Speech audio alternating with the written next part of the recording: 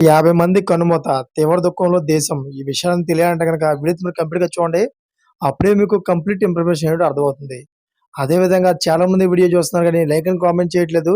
దయచేసి like and comment చేయండి. Like and comment చేయడం వల్ల ఈ ఇన్ఫర్మేషన్ మనం చాలా మందికి తెలియజేసేవాళ్ళం అవుతాం. అదే విధంగా చాలామంది సబ్స్క్రైబ్ చేసుకోవడం మాత్రం మర్చిపోతున్నారు.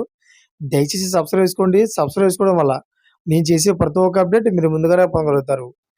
ఫ్రెండ్స్, నదిలో ఓ పడవ మంటల్లో చిక్కుంది. ఈ ఘటనలో దాదాపు 50 మంది మరణించారు. వందలాది మంది గల్లంతైనట్లు స్థానిక అధికారులు తెలిపారు.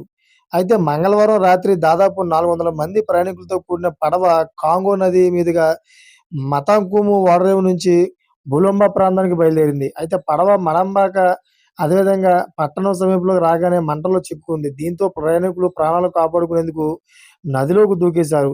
ఈత రాక నీటిలో మునిగి ప్రాణాలు కోల్పోయారు. ఇప్పటి వరకు 50 మంది మరణించినట్లు అధికారులు తెలిపారు. అయితే మృతుల్లో చిన్నారులు కూడా ఉన్నారా? అదేవిధంగా వందలాది మంది గల్లంతైనట్లు చెప్తున్నారు.